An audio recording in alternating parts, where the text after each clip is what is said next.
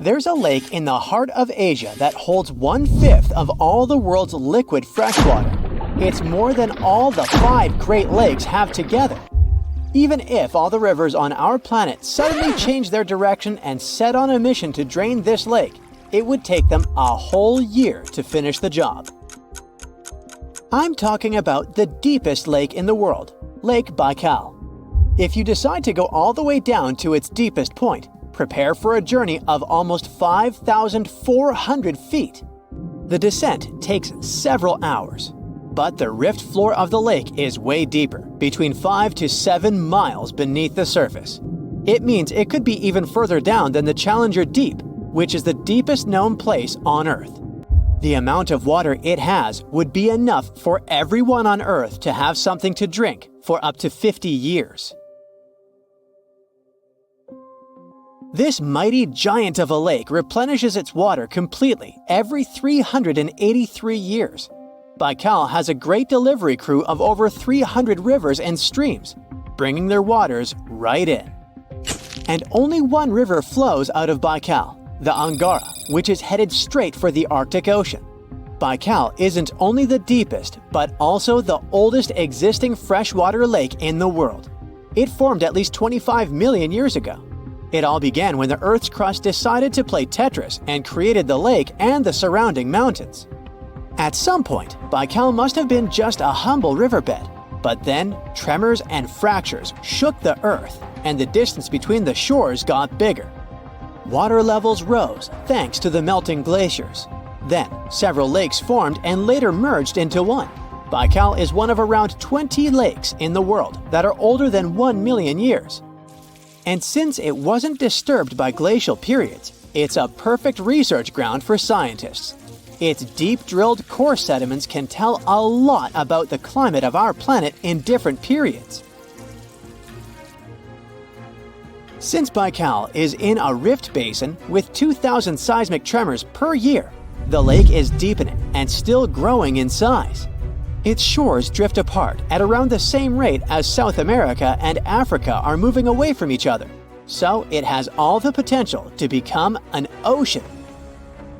Another thing Baikal has in common with the oceans is that it has water rich in oxygen, even at its lowest depths. This is one of the reasons why the fauna of the lake is so incredibly rich. It's home to over 2,500 various animals and 1,000 plant varieties. Around half of them are unique and only exist in this area, like the endemic algae, the Baikal omul fish, and the Baikal oilfish. There are also some bears, elk, and lynx living on its shores. They must appreciate the fact that the temperatures around the lake are always higher than the rest of Siberia, thanks to its huge water mass. Most Baikal dwellers prefer to stick to the bottom of the lake, but there's one brave guy you'll meet if you decide to visit. Meet the Baikal seal, also known as Nerpa. It's the only true freshwater seal in the world. Nerpa's eyes are so cute it nearly landed the part of Puss in Boots in Shrek. Nerpa in Boots sounds good to me. These huge eyes are there to help them follow their favorite pelagic fish underwater. There are other seal kinds that can handle freshwater or use it to breathe, but these cuties spend their entire lives in it. But wait, how did seals, which are supposed to be oceanic creatures, end up in a lake miles and miles away from the sea? About 400,000 years ago, during the Pleistocene era, these adventurous creatures traveled up the river and drainage systems that connected Lake Baikal to the Arctic Ocean. The ringed seal that still lives in the Arctic is believed to be the Baikal seal's closest ancestor. Today, Baikal seals are confined to their freshwater home because of the changes in waterways. And they seem to be pretty happy with their home as they can choose from a huge variety of food to eat. The seals mostly hang out in the north and central areas of the lake, but move south in the winter. The lake gets covered with ice, which they use as a chill-out zone, just like their oceanic cousins use rocks or the beach. Since at least 1969, Lake Baikal has had some mysterious ice rings pop up randomly here and there. At some point, they got so big that the astronauts even spotted them from space. The rings usually appear in late April, but can be there in January or May. Scientists couldn't crack the code on how these rings form for a while. They had all sorts of theories, and the most popular involved methane gas bubbles from the lake's depths. But then, scientists noticed that some of the rings were in shallower waters, where gas emissions don't happen. So, an international team of scientists decided to solve the mystery. They traveled to Lake Baikal, drilled holes in the ice, and dropped sensors into the water. In 2016, when they started the research, they heard that 2 vans had gotten stuck in the mysterious ice rings. Once they had analyzed the data from the sensors, it turned out that the secret behind the rings was warm eddies flowing clockwise under its ice cover. The currents were less intense in the center of the eddies, so the ice above them was thicker at the edges. The waters of the lake are so clear that you can see some extremely deep parts up to over 130 feet down. This is thanks to the surrounding mountains that send off melting ice right in. Plankton that live in the lake also helps clean the floating debris. When this crystal clear water freezes, it forms an unusually thick and see-through layer of ice. The wind likes to play sculptor on Baikal and creates one-of-a-kind pieces of art here. It picks up water, which, of course, freezes into the most unusual designs. Frozen bubbles and icicles you've never seen before. The location and geography of the lakes and the cycles of melting and refreezing create the perfect conditions for this ice workshop. And you can even see rocks that seem to be floating. The bottom of the rock freezes to the surface of the ice. Then, the strong winds wear away the surroundings, leaving a perfect pedestal for the rock. If you think the floating rocks look eerie, how about Baikal's version of the Loch Ness Monster? The local Buryat people have a legend about the water dragon master that lives in the lake. A dragon is believed to be the most powerful creature living on Earth in Asian mythology. They believe there are 4 dragons living in the 4 seas, each responsible for one of the cardinal directions. Baikal is the North Sea in this story. The image of this dragon is supposedly etched in ancient petroglyphs on the cliffs of Baikal. There's also a hefty stone slab that looks like a monument dated back to somewhere between the 3rd and the 9th century BCE, depicting a mysterious water monster. Imagine the stories this stone could tell, echoing the whispers of a bygone era and leaving us to unravel the enigma of the Baikal cliffs. The legend says that a local warrior was chasing the dragon. He finally reached the largest Baikal island of Alkan. He was ready to face and defeat the dragon, but the beast turned into a beautiful girl, and they got married. That's one unusual twist to a classic defeat the dragon and take the girl story. So, local legends describe that dragon as a giant sturgeon with an almost gator-like snout and armored body. In reality, the mythical monster must be one of the many huge fish living in the lake. They can afford to grow to several feet in length thanks to the high levels of oxygen in the water. Beluga sturgeon can weigh several thousands of pounds, lives up to 50 or 60 years, and never stops growing. The tranquil-looking Lake Manaun in Cameroon is one real trickster. At first, it may seem calm and peaceful, but this lake is like a fiery volcano waiting to erupt at any moment. And it doesn't even have the decency to give any warning signs. Its last outburst was way back in 1984, which caused a bang that left everyone in awe. It's like the lake's got a soda can mechanism down there, or in technical terms, it experiences a limnic eruption. This rare phenomenon happens when gas from deep under the water suddenly erupts. Certain things have to happen prior for it to occur though. There are some things you can look out for if you feel worried. For starters, if the vegetation around a lake looks a bit flattened, it might have previously experienced a limnic eruption. That's because the water can pop up with a lot of pressure and overflow. The water being a bit warmer all of a sudden can also mean you need to head to safety.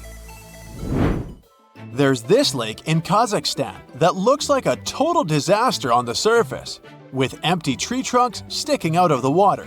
Not cute. But if you're feeling daring and want to take a swim, you'll be transported to a whole new world.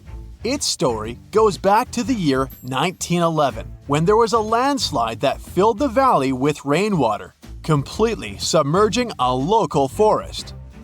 As mesmerizing as it might sound, it's no easy task to dive in. The water is freezing, and all the algae, plants, and submerged trees make it a risky obstacle course.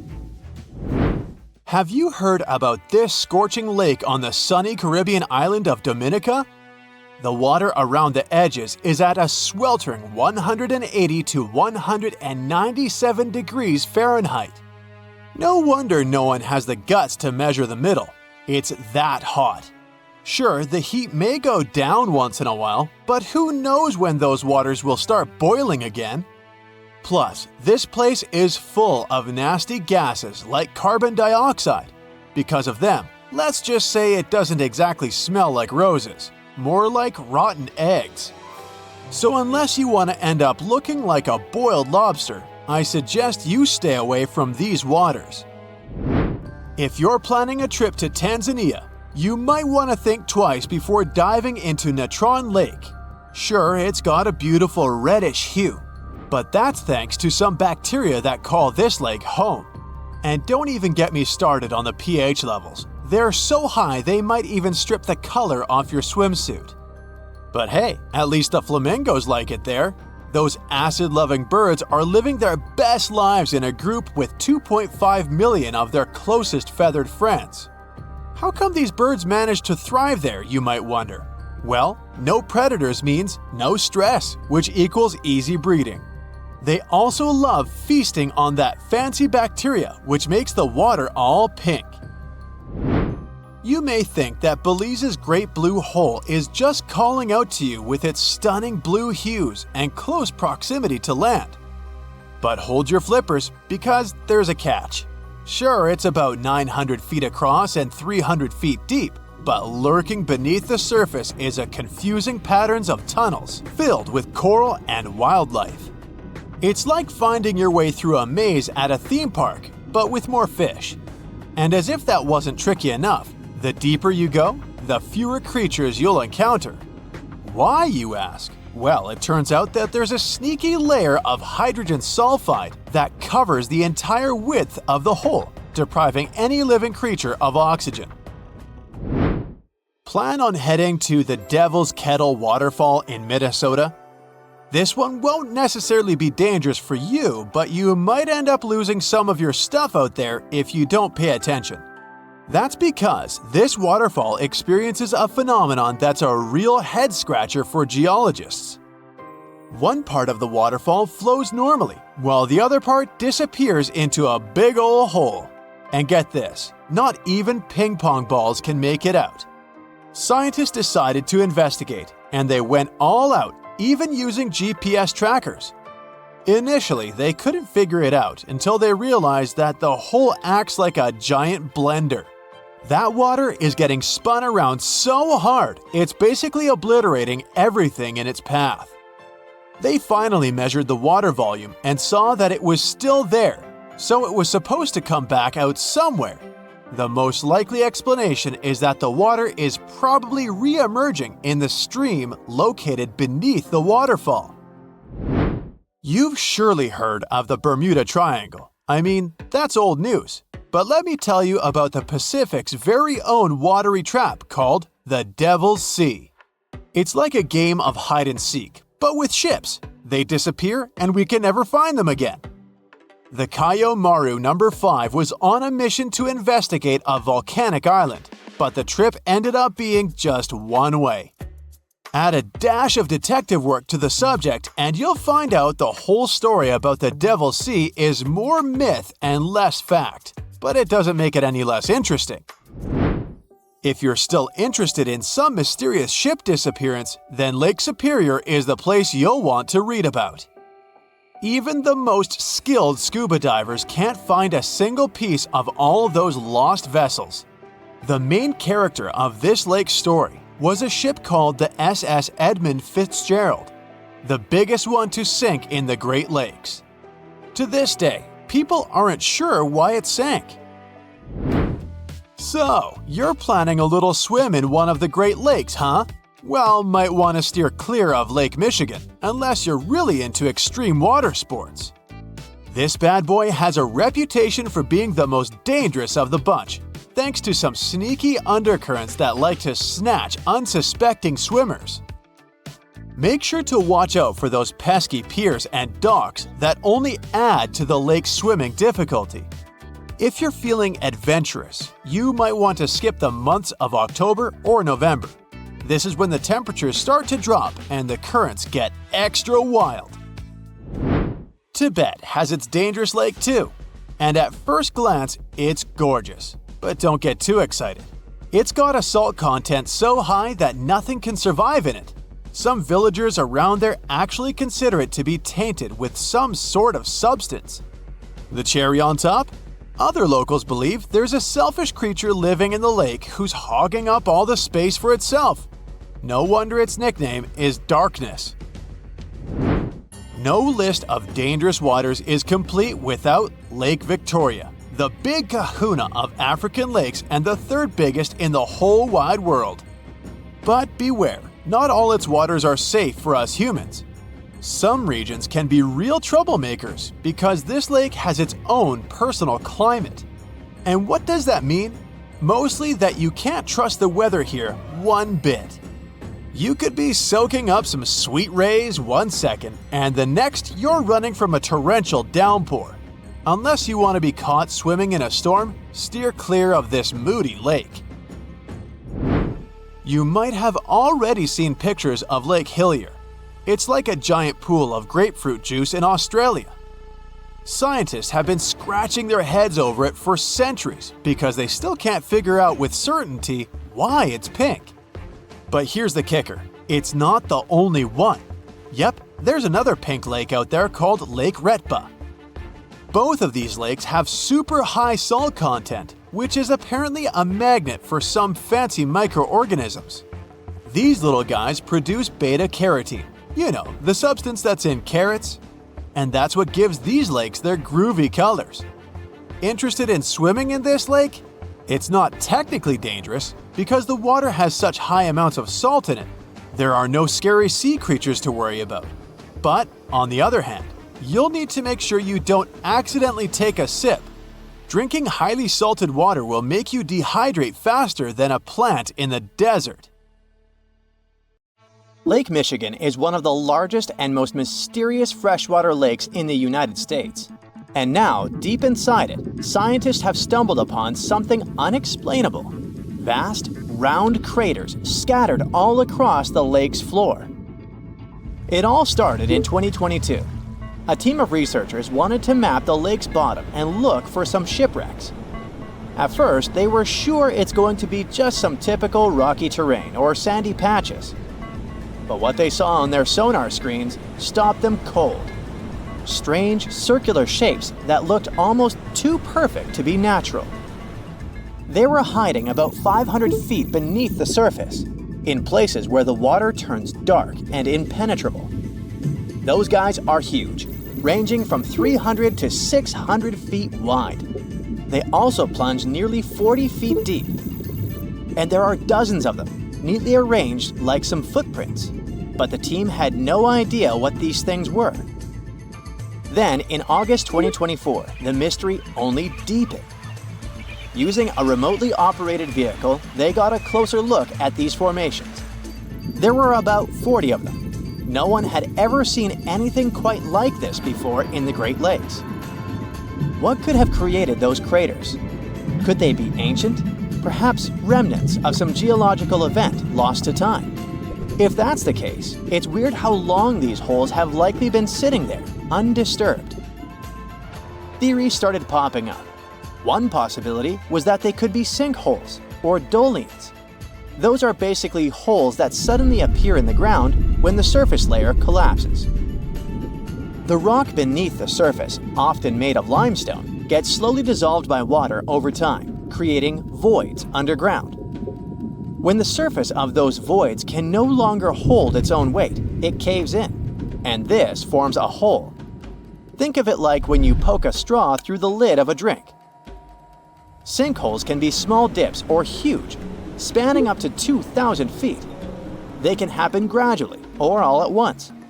Sometimes they can swallow entire cars or even buildings. And Lake Michigan sits on limestone bedrock. It erodes pretty easily when water flows through it. Sinkholes like these have already been found in Lake Huron, and they look kinda similar. But there are some plot holes, no pun intended, with this theory. For example, it's wild how they all would be so huge. It's also weird and pretty rare for sinkholes to occur in a lake bed. They also kinda resemble a straight pattern. They seem to extend generally southward, forming a loose line, which is pretty weird. If these are sinkholes, then they're definitely not playing the usual geological rules. Though it might be some new, unusual process at play beneath the lake's surface that we haven't discovered yet. There's another theory though: glaciers. Glaciers are wild rivers of ice. They covered much of the Earth during the last ice age, and they're incredibly powerful. While they might move slowly, sometimes only a few inches per day, they have such immense weight that they can reshape entire landscapes over thousands of years. Glaciers can grind and scoop the land beneath them. They're basically like colossal bulldozers. Their weight, combined with the slow but steady movement, grounds down everything beneath them: rocks, soil, even bedrock. This can create deep gouges in the Earth's surface, called glacial troughs. During the last ice age, there were lots of glaciers all over the northern US, including the Great Lakes region. If they moved across what is now Lake Michigan, they could have carved out these deep holes. Glaciers often move in a pretty straight path. As they move, they cause terrain to erode, but the resulting erosion varies based on terrain. Sometimes there are places where the bedrock is softer or fractured, and these places are more easily carved and crushed by the glacier. That could explain why some holes could be bigger and deeper than others. Harder bedrock is less affected. But usually this leads to rounded, crescent-shaped depressions known as chatter marks. Those marks are more like grooves rather than circular, big craters like those in Lake Michigan. Once the glaciers melted, the Great Lakes themselves formed. If the craters were formed by them, they may have filled with water, becoming part of the Michigan Lake. Though this theory is more like a speculation, so we need more evidence. But there's another layer to this mystery. The craters are not just curious geological formations. They actually may hold valuable clues about early life on Earth. Parts of Lake Michigan, especially dark ones, are relatively low in oxygen. It's like a lighter version of deep ocean environments that often have very little of this element. For example, hydrothermal vents deep in the ocean, underwater openings in the Earth's crust with some hot, mineral-rich water that are often very low in oxygen. But some organisms love places like these. For example, opossum shrimp. Teeny tiny shrimp-like creatures that love cold, deep waters. They get their name because they have a pouch to carry their young until they're ready to be on their own, like an opossum. Or deep-water sculpin fish, small bottom-dwelling fish that also enjoys cold lakes. They're well adapted to living in dark waters and usually stay close to the lakebed. And weird organisms like invasive quagga mussels, which kinda look like shells. These are small freshwater mussels that have spread there to the Great Lakes. They attach themselves to hard surfaces and can cause problems for ecosystems by competing with native species for food and space. All these guys could be in Lake Michigan, and even more. There might be microbes or even bacteria that are specially adapted to these harsh conditions, just like it was in Lake Huron. There's only a handful of creatures that could survive deep within these craters, and studying them could give us insight into how life once flourished in Earth's ancient, oxygen-poor oceans. That's because it's in places similar to these where some of the earliest life forms thrived. Early Earth had an atmosphere with little oxygen, although it was much more hot and ancient microbes adapted to this. The Great Lakes, especially Lake Michigan, have always had a bit of a ghostly reputation. Like even this mission was organized to study the shipwrecks. There were about 6,000 of them in the Great Lakes. Many of these wrecks are still sitting on the lake beds, preserved by the cold, fresh waters. And shipwrecks aren't the only strange things tied to the Great Lakes. Over the years, there have been stories of unexplained disappearances. Boats and even planes have vanished without a trace. The lakes, often calm on the surface, can suddenly turn dangerous with unpredictable storms and massive waves, leading to these mysterious events. Not even mentioning all the creepy stuff people notice there over the centuries, such as ghostly lights above water or bizarre weather patterns like eerie, sudden fogs that seem to appear out of nowhere. In 2007, they even discovered some prehistoric structure that looks like Stonehenge there. Well, it was way smaller, but still. It lay about 40 feet below the surface in the heart of Grand Traverse Bay, and it's speculated to be about 9,000 years old, way older than Stonehenge. Looks like this is a print of those who lived in the area thousands of years ago. These massive stones are arranged in a careful, winding pattern stretching over a mile. They range in size from basketballs to compact cars. But one, in particular, stands out. A boulder 3.5 to 4 feet tall, 5 feet wide. It's etched with the image of a mastodon, a creature that roamed the Earth about 11,000 years ago before it went extinct. It probably sank there during the end of the last ice age we mentioned. This period had reshaped the region. This place is underwater now, but back in the day, it was still dry land. So the stones were probably created by people who lived there, though we're not sure why. Were they used as hunting blinds? Or was it some sort of an ancient calendar? Who knows? Only about 15% of the Great Lakes floors have been explored. Now, scientists are gearing up for a deeper dive into this mystery, both literally and figuratively. They want to analyze the lake beds surrounding the craters, hoping that maybe something in the environment around them might have caused them to appear. They have initiatives like Lakebed 2030. These missions should map the entire underwater landscape. This would help us learn tons of interesting stuff about Lake Michigan and our planet's past. Who knows what other secrets these dark waters hide? In Utah, in the middle of the desert, there are striped ponds that seem to be something from another world. The color gets even more dramatic, contrasting with the red Moab desert. The ponds have those stripes because of the evaporation. The more water there is, the more vibrant the blue shades appear. The electric blue color is artificial, though. People add cobalt blue dye, so the water absorbs more sunlight and evaporates faster. As the water disappears, the crystals of salt and potassium are left behind, which are gathered later for chemical production. You don't want to swim in there. Another unusual lake that has its looks thanks to evaporation is Spotted Lake in Canada. In winter and spring, it looks just like a regular lake.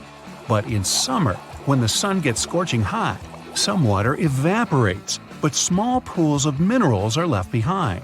The polka dot spots are usually green, yellow, and bluish. There are no two similar pools.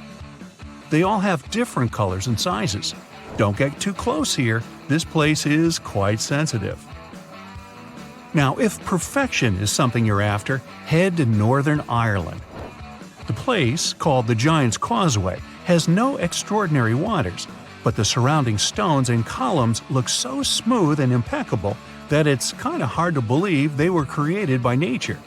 All those cracks were formed thanks to a volcanic eruption, but the legend has it the site was made by a mythical giant named Fin McCool. He must have been really cool. In Turkey, there's a spectacular site called Pamukkale, which means cotton castle in English. Again, legend has it that giants had something to do with it. This time, they left some cotton there to dry, and it later turned into those stunning formations. Scientists kind of disagree with it and claim that it's all about minerals left by the thermal waters. It's up to you who to believe, but there's one undoubtable thing. This place with turquoise thermal water has no look-alike in the world. If you ever pop in this place, don't miss a chance to take a look at ancient Roman ruins left there. Back in 1802, humanity spotted something they never saw before – the pink water. Nope, it wasn't some fancy strawberry lemonade or something. It was an actual source of flamingo pink water. Meet Lake Hillier, located in Western Australia. It's not hard to guess that it attracts people because of its unique color. It never changes and stays pink throughout the year. No giants spotted adding pink dye there, so this time it's all about algae, bacteria, and high salinity. It's totally safe to swim there, but nobody can do that. Regular tourists just can't visit it.